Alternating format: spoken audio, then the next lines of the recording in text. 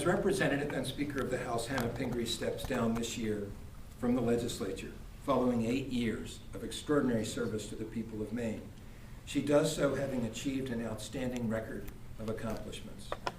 Having worked closely with Speaker Pingree and with Representative Pingree before on a number of bills over the years, I and NRCM staff know firsthand her deep commitment to the protection of Maine's environment and the health of our people. Hannah's full grasp of the issues facing Maine is demonstrated by the range of areas she has focused on during her time in the legislature. She has been a champion for the Land for Maine's Future program, which has protected land throughout Maine for recreation, wildlife habitat, farming, forestry, tourism, and working waterfronts.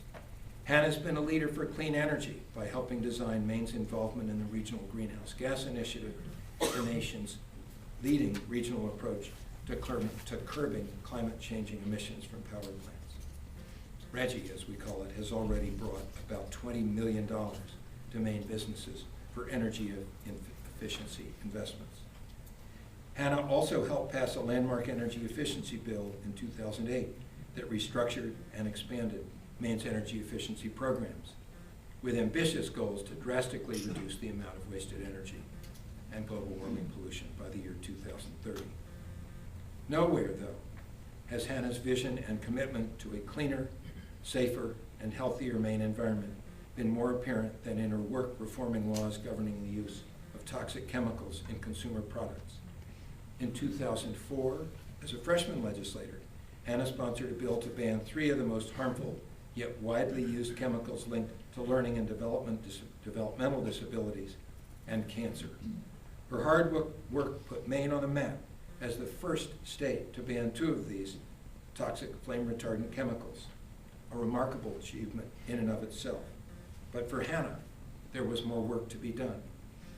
She went on to sponsor bills creating Maine's Lead Poisoning Prevention Fund, another first in the nation, manufacturer-funded initiative that now raises nearly $1 million each year for lead poisoning prevention.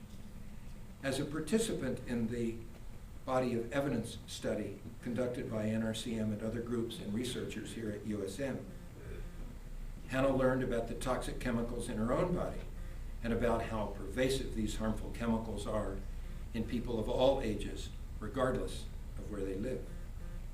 Of the 13 participants in the study, Hannah had the highest concentration of mercury in her system, probably as a result of her fondness for fish, and I understand sushi especially.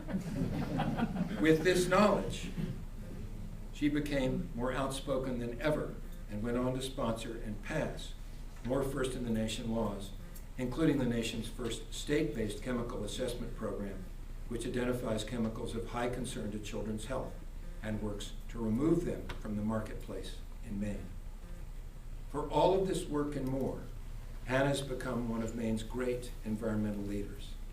For her extraordinary leadership in passing bold new laws that protect the health of Maine people, environment, and our wildlife, it is an honor and a privilege to present Hannah Pingree with this 2010 Maine Environment Award.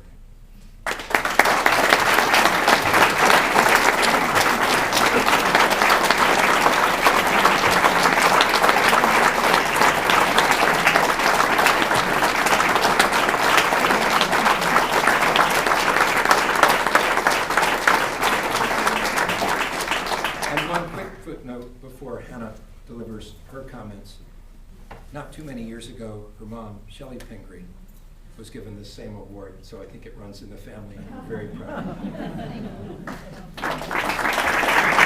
I will be brief, but I want to thank Brownie so much for the work that you've done over a long period of time, most of my adult life. And more. Brownie has been protecting the environment in Maine, and I really want to thank you for your service, and certainly thank the members who are here tonight. But I especially actually want to thank the staff of NRCM.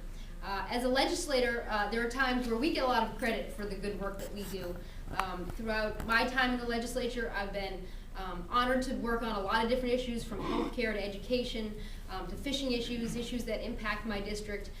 But I have to say that when I took on the chemical lobby as a freshman legislator, I was probably at that point in my second year, so maybe 26 years old. It was the work of NRCM and the Environmental Health Strategy Center, who were an excellent collaboration. They asked me to take on this project.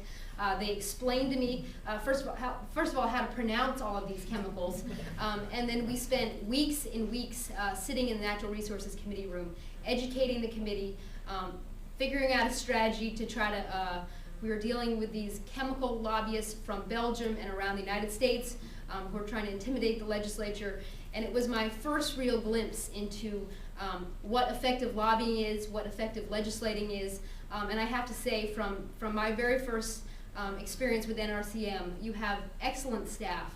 We as legislators get credit for passing good bills, and we do have to take the public retribution when they don't go well, but a lot of the behind the scenes work of organizing the public, of educating the legislature, of making good things happen, happens because of the staff at NRCM.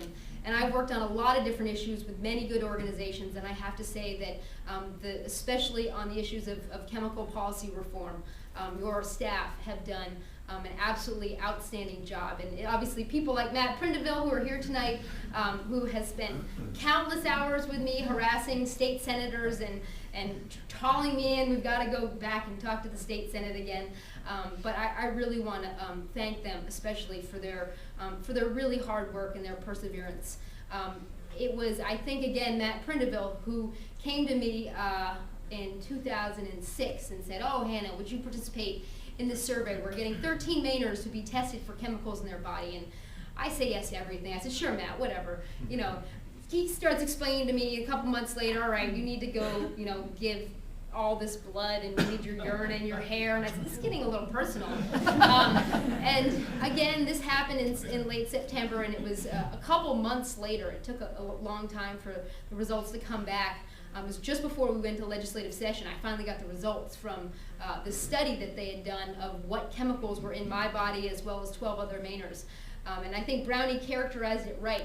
I went from being yes, we got to take on the chemical industry, this is an important issue for children and for Mainers, this is the right thing to do, to I am absolutely outraged. So I do have to also credit NRCM and the other good organizations that were working on this issue of really making me into not just a environmental advocate, but really an outraged citizen who understands the real impact of some of the policies or the lack of policy that's gone on an issue like toxic chemicals for a very long time. So that is just one of the many, many creative ways I know this organization has found to convince the public, to convince legislators, and you were enormously effective with me. And I will say we were enormously effective with the Maine legislature on that and many other issues. When you can really turn a political issue into a personal issue, and into an issue where we have probably close to $1 million worth of TV ads on the air against us, and we still get a near unanimous vote in the Maine legislature. That is a huge testament to your leadership and to your members, and to a citizen legislature, as Brownie said, who knows that the right thing to do is the right thing to do, no matter how much money is being spent against you. So that was, it's been incredibly rewarding for me to work on that issue as well as many other issues. I know Dylan and I spent more time than we care to even remember one legislative session working on the legislature's climate change cap and trade bill. But I think when you look at what's happening in Congress with this same type of legislation, I think we can be really proud of the work that we've done in Maine and in the Northeast Corridor, really advancing something that was first in the nation and something that is working. So I have been so proud of our state and so proud of our state legislature and environmental organizations for making real progress. I have been very, very proud to be a part of it. My mom is fighting, obviously, the good fight to try to make it happen down in Washington on some of these same issues like climate change, which we know are so incredibly important. I'll try to leave you on a positive note, and I won't go into what might happen after this election. But I will say that we have learned over the last 8 years, certainly that I've been around, some really good lessons about how successful we can be when a good organization and good legislators and the public come together around an issue. So I really just want to thank you all. This is Matt was giving me a hard time because I got a couple awards, including an award from Marie Claire, which she gave me a really hard time for, and was saying, whatever about the NRCM award now that you're, in this national magazine.